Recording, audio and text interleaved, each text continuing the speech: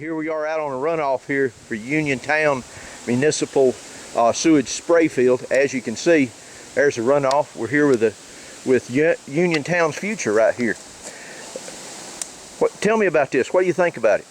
What's your name? Tell me about your name and what you do and where you go to school at and all that good stuff. My name is Timothy Black. I'm from Uniontown. I go to elementary school. And then I don't want it for my future. I want to be clean. Hey, it looks, this is a terrible thing. I mean, this thing runs out into the river, right? Yeah.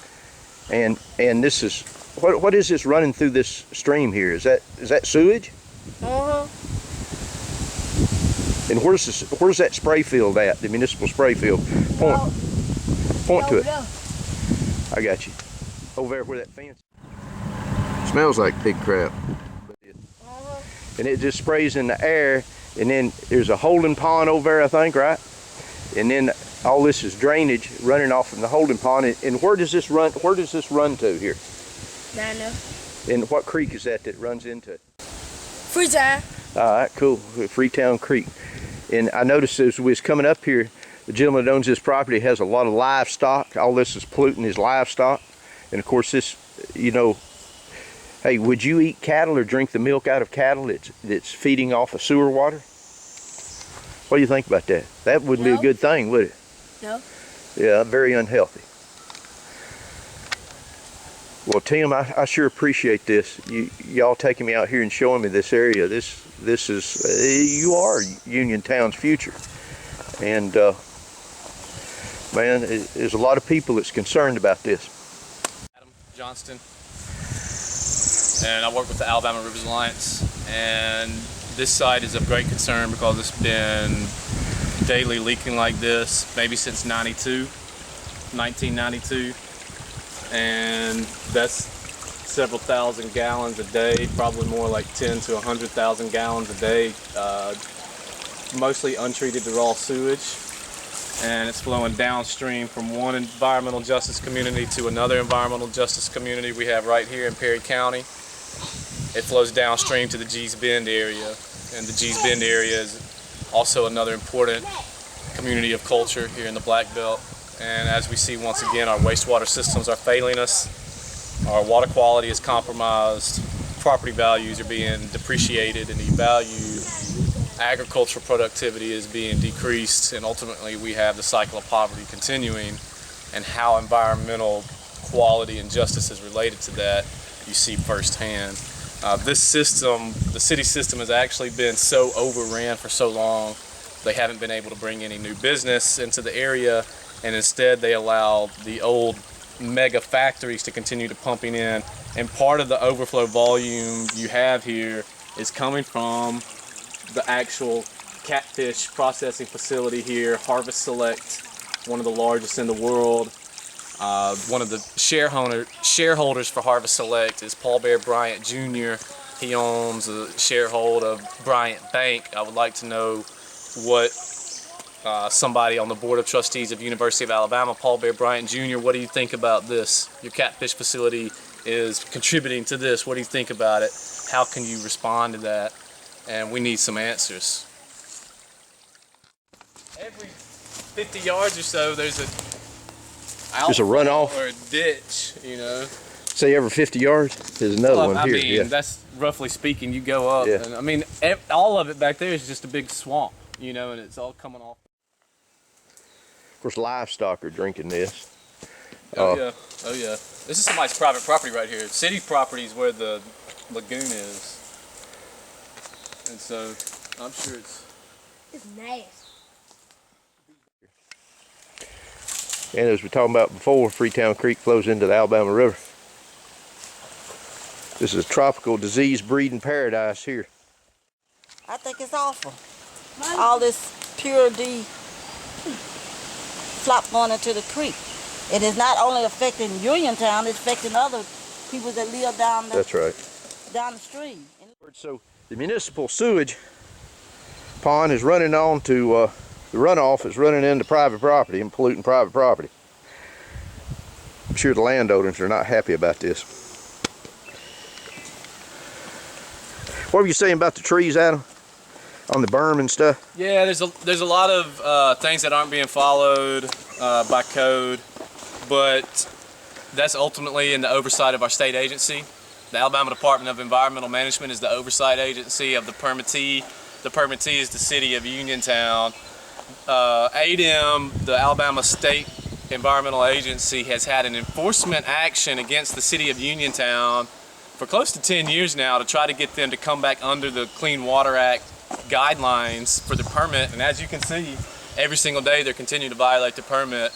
Every single day we're continuing to see disregarded downstream users. We're not seeing proper public health notices.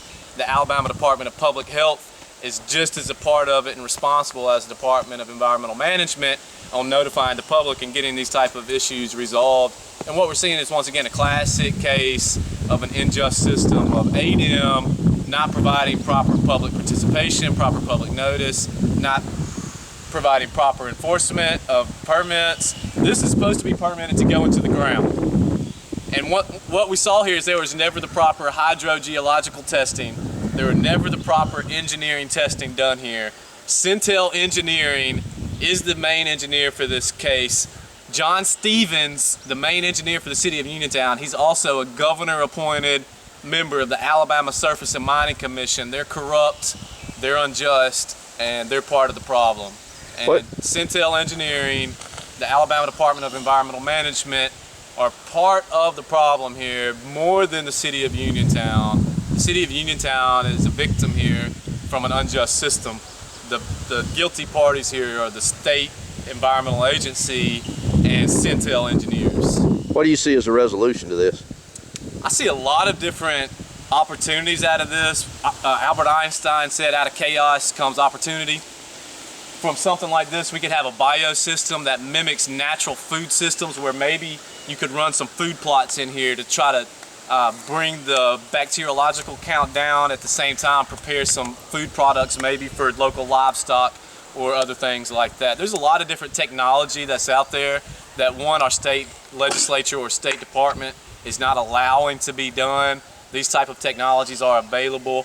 One thing that I would like to see is first of all, some actual construction to repair these sites in whole so that this doesn't continue every single day. That's got to be one of the resolutions. We forgot to get some actual construction being done out here to stop it. Two is we actually have to see some actual reporting being done to the downstream users of if it's safe or not to be in the water.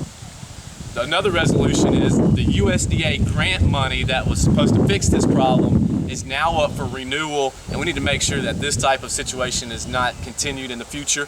USDA Alabama Allen Bowen fixed this problem by not allowing more spray fields to be built in the Black Belt, by constructing state-of-the-art wastewater treatment facilities for the future of Uniontown, for putting the right type of management into the grant systems. We just recently saw a $4.8 million grant come in here. The money got wasted, the problems never got fixed, and now the people who perpetuated the problems want more money to continue to try to put spray fields in this area. We see that the engineering and science is bad, we see that the geology is bad, and we see that the communities are not wanting of this. The communities want justice. They want a type of just transition from these type of situations to something that could be profitable for the community, create jobs for the community, and not destroy jobs. Literally what you're seeing right here is this is destroying jobs. It's destroying property value. It's taking money out of people's pockets for public health costs. It's taking money out of property owners' pockets for livestock that they could have. It's a sad shame, and ultimately the Black Belt of Alabama, parts of Mississippi, Georgia are experiencing this on a large scale. And the future of Uniontown, the future of the world, we need a clean environment and a healthy ecosystem, which creates a healthy economy. Hey, thanks, I appreciate that. Now, most of the property owners around this are they African-American property owners? That's right. That's right, and scared to speak out. They know this has been going on for years. It's been hurting their property, it's been hurting their value. But once again, with the state stepping in and creating their own enforcement action, it negates any citizen suit from coming in. And so the state action is allowing this to continue. Thank you, Adam. Appreciate it. Yep, thank you, Tim. Thanks, Tim.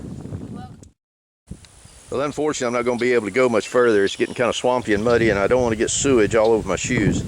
Once again, this is the runoff from a spray field. This is a holding pond, quite extensive holding pond. Looks to be about maybe 10 acres. On this side of the holding pond, there is nothing retaining the sewage runoff. And as you can see, now being out here, I've already seen 6 runoffs similar to this one. This one's not a heavy flow. There was other ones that were a heavy flow. This is pasture land. And one other point I want to add, this is the United States of America. This is not a third world country. It's the United States. And as we found out yesterday, there's a lot of, this is a statewide problem. It's not just a statewide problem, this is a national problem, which politicians, departments of health, and the EPA is attempting to hide from the American people. This is Gary Morgan down in Uniontown, Alabama. It's a Uniontown municipal sewage disposal. Not much of a sewage disposal.